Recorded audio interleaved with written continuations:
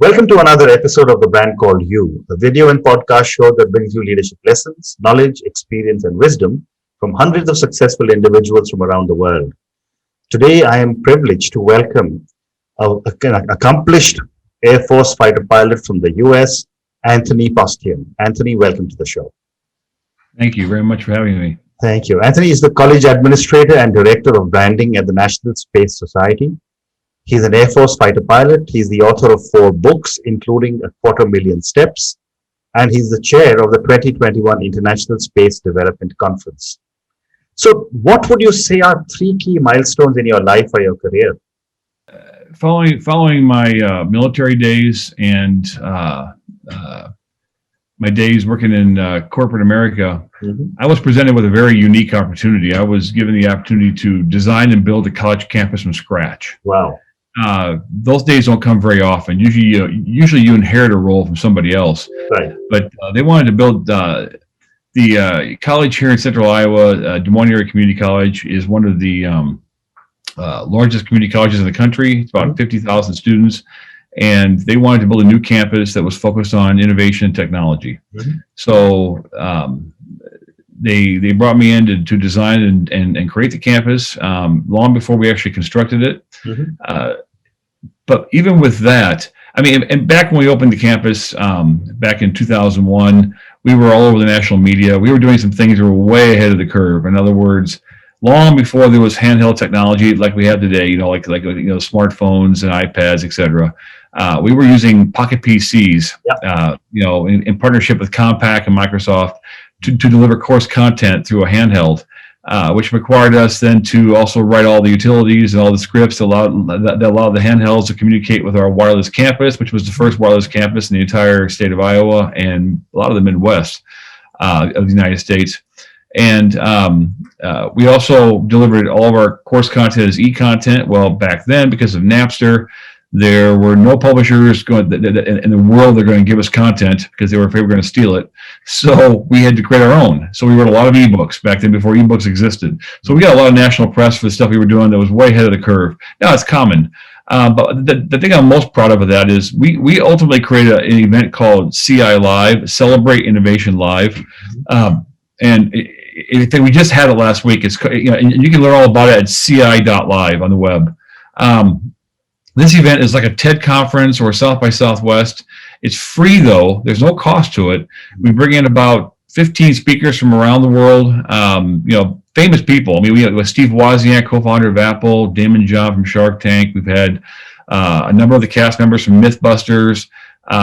We've had 6 Apollo astronauts. I mean, I can go on and on. So we bring these people in. It's all sponsor paid for.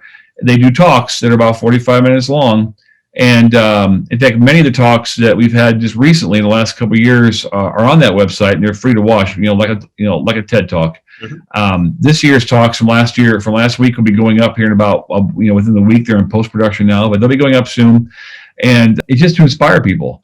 So we do this big event. We do a magazine attached to it, etc. It's all free, and the intent is just to inspire people who need to be inspired. I've also had a chance to, because of my book writing days, to help found a publishing company. So we publish 60 books a year or so of all types of genre. And probably the biggest milestone is being able to become close friends with a number of my heroes in life. That is the Apollo astronauts. So especially Al Worden. Al Worden and I became good friends. But Alan Bean, 4th man to walk on the moon, Gene Cernan, and others. Yeah, fantastic. So let's talk about the National Space Society, which you're closely involved with. Tell me about what you do in this organization.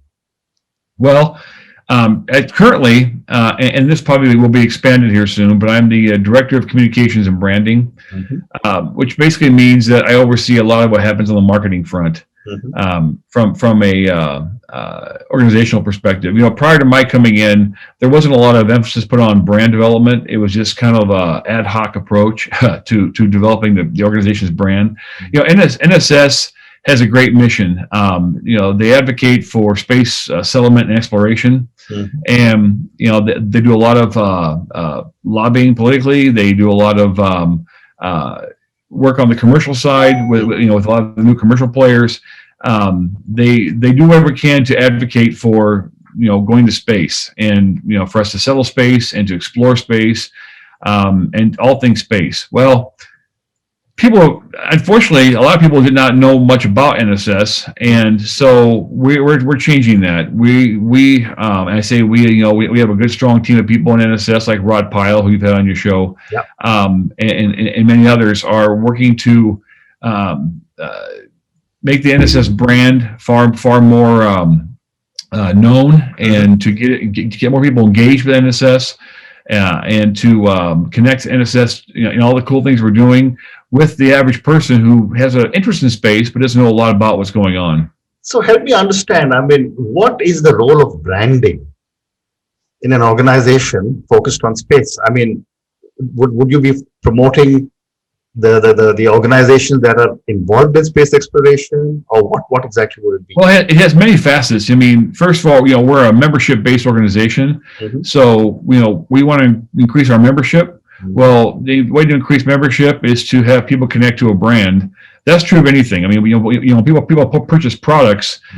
More often than not, they're buying a brand, not a product.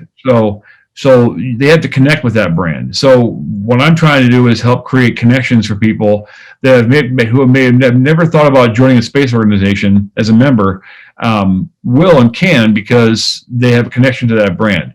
But we're also trying to enhance the brand image of the organization with politicians and large corporate leaders, etc. So for not only sponsorship dollars and funding, but to help us help them achieve their goals. Okay. So there's just one more question on this. So in space, the brands, as I understand it, are NASA for one, Elon Musk, the new entrant, or the traditional players like your Boeings and Lockheed Martins and the other big ones in America. Are we talking of these brands, or are we talking of something else? And we're talking about all things space. All brands, in all levels. Obviously the big players, the SpaceXs and the Blue Origins and the companies that are making the big difference, in the commercial space sector, the ones that everybody knows about, of course. There are a whole lot of little players, though, small niche players that are all contributing to this bigger picture that nobody even knows about. So, we advocate for them as well. We also do what we can to support them. Very interesting. So now let's move to the 2021 International Space Development Conference. You're the chair of this conference. What are the objectives?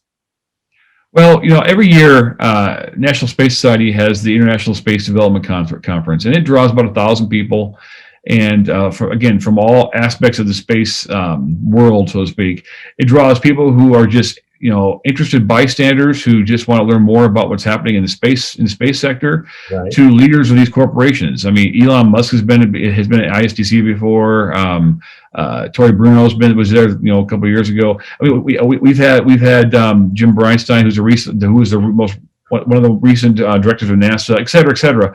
So we bring all these different people together, and we talk all things space. And usually there's a lot of keynote presentations. There's there are dinner presentations. There are a lot of breakout presentations that do a deep dive into specific topics, like space, solar power, etc. This year's a little different because of COVID. So this year it's going to be virtual. Sure. And most of it is 4 days, and three to 4 days will be free to the public. So go to the NSS.org website and you can find more information about this. But we are in the process of working on that now. We have some great presenters coming in too. So again this year, but again it's mostly virtual. But it has the same objectives, and that is to expand the reach of what NSS is doing, to continue the dialogue, because a lot of the great things that come out of NSS happen at ISDC when people come together and chat about and kind of ideate what's going on in the space world. So tell me, what got you interested in space? Is it your fighter pilot days, or? Well, I joined the Air Force because of space. Because again, like most kids my age growing up, we all wanted to be astronauts, right? And which is why meeting these guys and becoming friends with these guys during the Apollo years. Again, I love the space shuttle too, but there are hundreds and hundreds of space shuttle astronauts. I'm an Apollo. I'm a Mercury, Gemini, Apollo guy. I'm the early years guy, right? I'm all about. In fact, if you were to come into my office right now, here, it is a museum to the early manned space program in the United States. So I could charge admission to come in here. Seriously, it's full of artifacts. Not to the point that Steve Jurvetson has. I'm not sure if you've ever seen Steve Jurvetson's collection. He's on the board of SpaceX. I suppose when you got billions, you can afford bigger toys.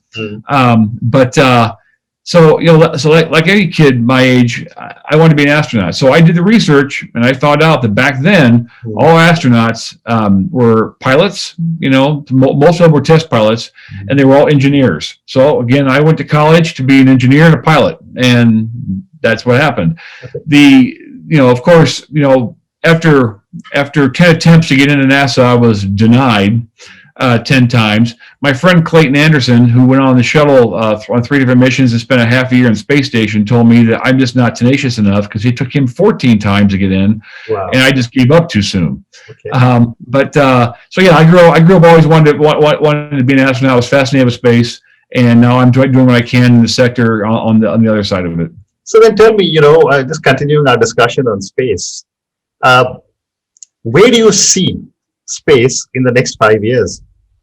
Mankind in space. Well, that's tough, because it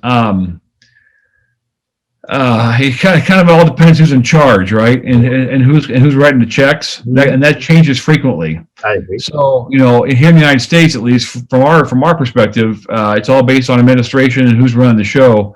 And then every 4 years, if the administration changes, the policies and the direction changes. So I'm not sure how NASA does anything long term. This is where the Chinese have an advantage over anybody, is because their political structure doesn't really change, right? Their leaders stay in place for the long term, so they do have an advantage. Same with other countries, they can set a long-term goal and they can go after it. And the Chinese space program is pretty aggressive right now. They will probably be on the moon within a few years. I'm guessing. I would say within probably 5 to 10 years they'll be back on the moon. They're making huge strides. Other countries are as well, and it's because of this. Here in the United States, when things are bouncing around a lot, it's really hard to set long-term goals. But I honestly do believe that there is a general undercurrent here in our country that we do want to return to the moon, because we do know that to get to Mars, we've got to prove to the world that we can live apart from Earth's resources. So we have the space station, and we keep using the space station, and I'm not sure exactly when NASA keeps changing the expiration date on that. And at some point, it may even become a hotel for space tourists. Yeah. But which would be kind of cool. We have never lived apart from Earth's resources for more than a week, right? So the Apollo missions. So before we can go make that long trek to Mars, which is depending upon when you leave and when it lines up, it's on average about 8-9 months, and then another 8-9 months back. We've got to prove to the world that we can live apart from Earth's resources for an extended period of time. That's what the moon is for. Absolutely. So when people say, why are we going back to the moon? We've already been there, done that. That's why. We have to live there. We have to live there solely apart from Earth for a long period of time to prove we can do it, and to do it safely before we take off towards Mars. Right. So I think that is pretty well known, and I do believe that within the next I don't think we're going to make it in 5, but I do believe we will have people back on the moon within 5 to 10 years. The next 5 years, I think you'll see a lot of advances in the commercial side, SpaceX, et cetera, because they're, a Starship and other things. They will keep advancing that pretty heavily. Very true. And, this whole thing that Elon Musk's SpaceX has been able to do is to send up a rocket and bring it back. I think that's a first. When I was in aerospace, no one ever imagined that a vehicle would go up and come back for reuse, other than maybe the space shuttle, which was powered by someone else. Don't you think that technology will be a game changer? Well, I think it already is, and I think NASA finally realizes that. I've had a lot of conversations with the Apollo flight directors, who all honestly believed back in the '60s that we would have already been to Mars by now, had we not canceled the Apollo program.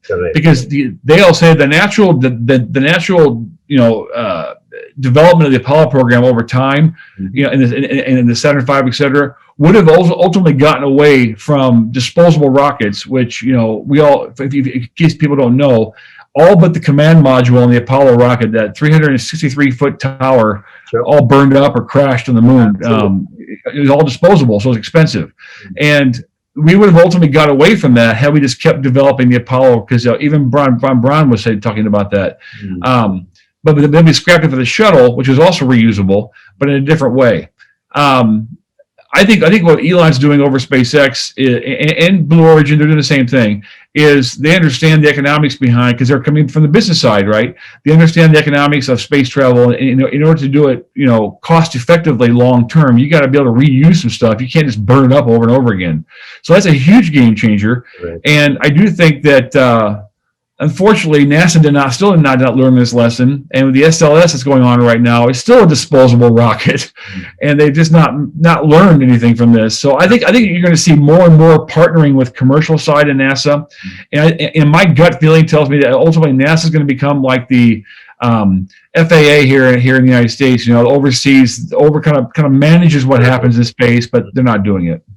Very interesting. But what does reusable rocket side? Yeah, but what this reusable rocket will also possibly do is have the ability to land a reusable rocket on the moon, and then bring people back, because now you have the power to be able to relift a lot of stuff from the moon back to the Earth. Absolutely. Great. So, Anthony, let's talk a little bit about your book, A 250,000 Steps, which is a book on leadership, motivation, and success. Tell me about this book. Well, again, because I've had the opportunity to talk to and develop friendships with a lot of the Apollo astronauts and flight directors and mission controllers, et cetera, the more I talk to them, the more I realize that there were a lot of things that occurred in the 60s. I mean, most people have no clue today about this, but what we did in the 60s to get to the moon was nothing short of miraculous. I mean, when you think about the technology that existed back then and the amount of time they did it in, we couldn't do that today for a variety of reasons. So, I mean, there are it was a perfect storm of politics and engineering and the world stage that took place that created this. Well, but there were some leadership lessons that came out of that that I think we've kind of forgotten. So after talking to these guys and getting all this input and feedback, I decided to write a leadership book that used the Apollo program in space as a metaphor for good leadership. Now, I'm a big believer in personal leadership, meaning that you can't effectively lead others until you can lead yourself. So it comes down to yourself first, then the masses. So the book has a lot of personal leadership focus. How to become more creative, more innovative, more imaginative. How to be a better team player. How to deal with focus issues. A whole variety of things. But it also talks about the bigger picture too. The organizations as well. Okay. But it starts with you. So, but all throughout the book, we cover change and all these different lessons, but we cover this within the context of the former space program. So I have good quotes in there from former astronauts and people to just kind of drive home the points. So tell me, maybe, for our listeners and viewers, a couple of, or maybe 2 or 3 of the leadership lessons that you have in your book that you got from the Apollo program. Well, there's a lot in there, but the 2 biggest things I focus on a lot is you have to walk the talk.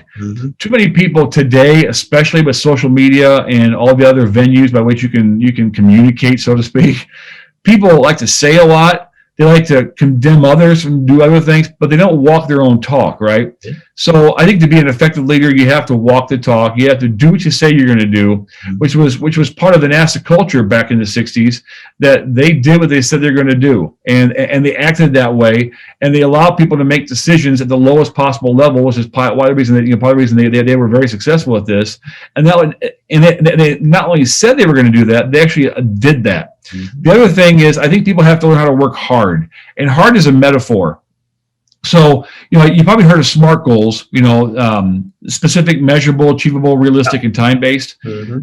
That's an acronym for a type of goal. The problem with SMART are the words achievable and realistic. And I think if Kennedy, who was the president during the 60s, that basically launched this, towards the Apollo program, had he used SMART goal thinking, we would have never gotten to the moon, because at that time it was not achievable and it was definitely not realistic, especially from a budget perspective. So hard goals is something, it's a whole different paradigm that I try to get people to start thinking about. And that are goals that are honest, meaning that they are at your core, you fully believe in them, so much so you're ready to start. They're actionable, meaning that you will start now. You won't wait for something else to happen. Whenever I hear somebody saying, yeah, I want to do this, but I have to wait for this, or this has got to happen first, they're never going to achieve that. It's never going to happen. So they got to be actionable. They got to be radical. I mean, they got to be a total disruptive change, and they got to be a game changer in your life. And of course, they got to be detailed. You know, they got to have the specifics involved, the time aspects, the budgetary aspects, etc. Very interesting. And you got 3 other books. What are the other books about? I write a lot about creativity and imagination. So my other books are, Beware the Purple People Eaters, which is a book all about creative leadership. In fact, I took a lot of the best stuff from that book and I put it in 250,000 Steps. And there's a chapter called Beware the Purple People Eaters. It talks about how people can take away your the wind in your sail, so to speak, and how you avoid that. The other one is called Imagine. Again, books on creativity and problem solving primarily. Fabulous. And your book, 250,000 Steps, is there a reason for the name 250,000 Steps? Yeah, because going to the moon was a 250,000-mile trek, and we didn't get there overnight. It was a one step at a time, and so it's kind of a metaphor for how life is. Life is not everybody wants it now. Everybody wants to achieve it now. They're not willing to put in the work to get there. So 250,000 Steps is a metaphor, not only for Apollo, but the fact that your life is a series of steps, and to achieve greatness, it's one step at a time. It's kind of like eating an elephant, right? One bite at a time. Fascinating. So I think we've got time for 2 more questions now. My next question is that for an Air Force pilot who has been so successful in whatever you have done, as you look back at life and as you look ahead, what does success mean to Anthony? Well, see, success is relative. I mean, it's very, very relative. It's all based on how you define success, and it's different for everybody. For me, it's all about just being happy and content with what I'm doing. It's not about money. I know a lot of wealthy people who are very unhappy people. So to me, if I am happy in what I'm doing, if I'm doing what makes me happy, and I'm content with what I'm doing, then I'm successful. It does not matter how much money I make. It does not matter what people think of me from a success perspective. That I drive the nice cars, etc. It is all about what I feel inside, and am I content with it? And if I'm that, I'm successful. Fantastic. And my last question to you is on failure. And in space, failure is something that everyone has to learn to accept. But the part of the world that I come from, parents don't teach children it's okay to fail. Right. We are always told we have to be first, we have to get ahead of the line, etc., etc. My question to you is that what have been some of your learnings from some of your mistakes? Well, I'm a big advocate of failure because I think failure is a learning experience. I totally believe that failure is only failure if you stop, right? So if you're trying to do something and you fail, if you just give up, then yes, you have failed. James Dyson, who invented the Dyson vacuum cleaner. Are you familiar with it? He did over 5,000 prototypes to make that thing work, right? Most people would have given up after 1 or 2 prototypes. Right? He did not give up. He kept learning from his mistakes, and he kept making it better. That to me is what failure is. It's a teaching experience. So we've all had these, and as long as you learn from those mistakes and basically keep going forward, making more mistakes, you will ultimately be successful. One of my biggest failures in life was, I go back to when I first told you I was hired to come in and build a college campus from scratch. Yeah. Well, I had my ideas and I knew what I wanted to do. And as a former military guy and as a corporate leader, I knew exactly how I wanted to get there, how I wanted to achieve it. The problem is, this was my first foray into the not-for-profit sector, the public sector, in terms of civilian public side. So I was kind of a bull in a china shop, right? And I didn't understand the politics involved with the organization, and the fact I needed everybody's support to make this happen, whether I thought I did or not. So I remember when when the president of the school came in and sat me down and said, hey, here's the problem. What you're doing isn't wrong. It's that you've not developed any relationships with anybody that matters in the college to help you be successful. Right. And she went to me and she went, you got to find some shared ground. So I took that to heart, and I realized real fast that in order to be successful with anything, you've got to bring in the players that can help you be successful, and you got to find shared ground with these people, even if you disagree, even if you blatantly disagree with people's politics or their views or their philosophies or whatever, that you can find some common ground that you can agree on, and build on that for a better tomorrow. Fabulous. Asmi, thank you so much. It's been such a pleasure speaking to you. I've really enjoyed my conversation with you on space. Some amazing learnings from everything you spoke about, journey to the moon and maybe colonizing the moon and so on and so forth. Thank you again, and wish you lots of success. Thank you very much. Appreciate it. Thank you.